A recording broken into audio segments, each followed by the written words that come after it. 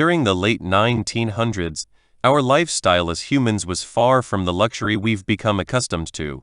We didn't have the science we do now, so a lot was a guessing game to truly understand the workings of the human brain and the anomalies that riddle the minds of the average human. I was a teenager back then, and despite the notion that older generations were different, we weren't that different. Teenagers still have curiosity burning in their veins. You were the weird kid if you weren't at least a little curious and adventurous. In the summer, I got my license. Now, I wasn't about to speed down the highways and rev the engine to impress any girl with a pulse, but I did drive around whenever I could. And in my town, there was an old legend about the Hamilton Road. I think it was more to keep kids off that road, but it's not like we'd use it since it only led to farms and an old soldier cemetery. It's a tale woven deep into our town's history. Back in the 1800s, a pair of soldiers stood their ground, guarding the only source of food, their last stand against the unknown. They never left their post. I think some people even joked that they slept there. How much of that is true, I'm not sure, but after everything, I doubt I want to know. Some friends and I went out to the woods for a party. We were celebrating our last year of school before the military. Might as well make the last year count, you know. It was probably idiotic to go to a damn party in the forest, but we were going to drink. Besides, we're almost 18 and smart enough not to trust anyone who lurks behind trees, so there's no threat. Unless you count a few snakes here and there. By the time we arrived at the party, it was in full swing. Everyone had already started drinking and dancing around. It was in this large clearing just a few miles from the forest edge. I still remember thinking how easily we'd get lost, even with a full moon and the amount of lighting. But even then, I was too caught up in it all. Will and I went straight for the drinks. Beer. We chugged 2 pints, thanks to the crowd who dared us to, and had a few more. I was pretty tipsy after an hour or so. That's when the party really picked up. Old bangers pounding in my ears, dancing, until I could no longer feel my feet, probably kissed a girl or two. I guess that's why none of us noticed. We were too busy in our own worlds to pay attention to anything. Too lost in the alcohol and knowing this is our last year of freedom. If I could do things differently, I'd never have gone to that damn cursed forest. During a particular heated game of truth or dare, one of the jocks came running from the other side of the trees, yelling something about his girl being taken. None of us knew exactly what happened. The guy was a mess. He was frantically explaining that 1 second she was there, and the next she just vanished. No scream, no one in sight. Just gone.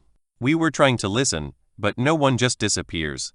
It seemed like a prank. He must have had too much to drink. Anything was possible, but someone just going missing in seconds? That's not possible. Eventually we decided to fan out and look for Miranda, the jock's girl. She could have fallen into a ditch or gotten lost. Will and I headed in the direction from which Logan came, while the others just scattered in different directions. Will thought it was a joke since the town rarely had anything like this happen, and if it did, it would just be a kid running away despite their parents. At this point, it's near midnight and I am not sure why, but there is no sound. When either of us spoke, it was like the night air swallowed it. Not even the trees dared to rustle. I am not sure the wind blew either. Just deadly silence. But despite the warning signs that we should have booked it out of there, we kept walking, and walking, and walking. In the distance, we spotted a light, which looked like a flashlight, so we just thought it was someone from the party. I called out to them, but the light only faded further into the forest. Obviously, being 2 guys with liquor courage and pride the size of Everest, we followed it, until it abruptly faded. I was confused. I wasn't that drunk. Tipsy? Sure. But I didn't hallucinate a light in the middle of nowhere. What's weirder is that there was still no sound. So if it had been someone, there would have been sound, right? My instincts were screaming at me to run. I didn't listen. Will kept pushing on and so did I. Then the damn light appeared again, just a yard from where we walked. Along with whistling. It sounded more like a tune, like an old song being whistled. I am not sure which song, but it sounded so familiar. Who would even whistle a tune in the middle of nowhere anyway? I didn't think of it like that at the time. This time, the light didn't disappear. No, the closer we got, the clearer it became that this wasn't a flashlight. It was a lantern. One of those really old ones that people could carry around. Will and I stood quiet for a minute, just staring at this rusted lantern glowing brighter than any I've ever seen, hanging from a branch. Someone put it there, and it was only a matter of time before they came to get it. Before I could question it, all color drained from Will's face. I tried asking him what was wrong, but he was so stunned that all he could manage was to point just past the lantern. Blood. I nearly vomited right then and there. The scene was so gruesome.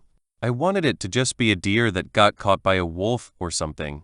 But we don't have wolves, and it was harder to hope it's just a deer when I spotted the severed arm just a few feet away from the blood pool. And the smell. The fucking smell. I can still remember it, the metallic clashing with decay. Will was the bravest of us too, so he was the first one to step towards the severed arm. I couldn't.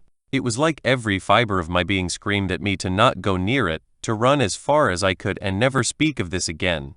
Something about this felt so off. We didn't get murders, but Will took another step forward until he stumbled back. I think he told me why, but it all happened so fast. I still can't make sense of it. But these three things just appeared out of the tree line, a united front. They were the source of that rotting stench, flesh clinging to bone like dried sinew, as if it had been left to decay, dried out, then soaked again. Their tattered uniforms barely clung to what remained of their bodies, just shadows of soldiers long dead. But I could make out that it was the old soldier uniforms. And helmets on their skulls. It was terrifying.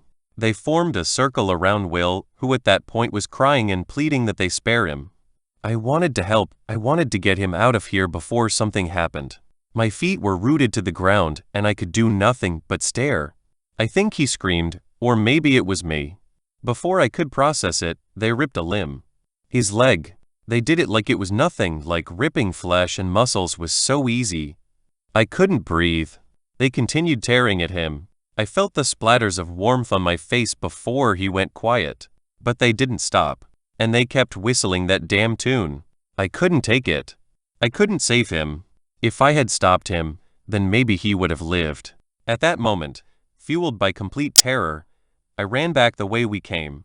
It felt like hours of running, the image of Will being torn apart playing in my mind until my stomach churned, and I had to stop. I vomited. And still his vacant eyes flickered through my mind, staring at the stars. It wasn't until I stopped that I noticed the forest suddenly had sound again and that silence was gone. Trees rustled, and a few crickets here and there. By the time I had gotten to the clearing, everyone was waiting. I sounded crazy in recalling what happened. Just like Logan, they thought I was drunk. The police never found Miranda or Will, but I knew. I knew what happened. And even though I begged my parents to tip the police on searching a wider area in the forest, they refused. You see, Trinker Farm was the largest of the few that bordered the forest. Years later, I uncovered the truth buried in old historical records. During the occupation, a group of outsiders arrived in town. They were desperate, searching for food and shelter. When they stumbled upon the farm, a violent clash broke out between them and the station's soldiers. In the end, the soldiers were slaughtered, and the outsiders seized control of the land and its supplies. But then they vanished. No one ever saw them again. It was as if the earth swallowed them whole. Just like Will. Just like Miranda. According to law enforcement, they are still listed as missing. Nearly 50 years have passed. And I'm the only one who knows what really happened. I am the only one who knows because I didn't do anything to save him. I stood still while he got torn to pieces. Now it's my job to make sure no one else goes through what I did on that night. Never follow a random light in the forest. If you hear a whistle, you run. And never drive down Hamilton Road.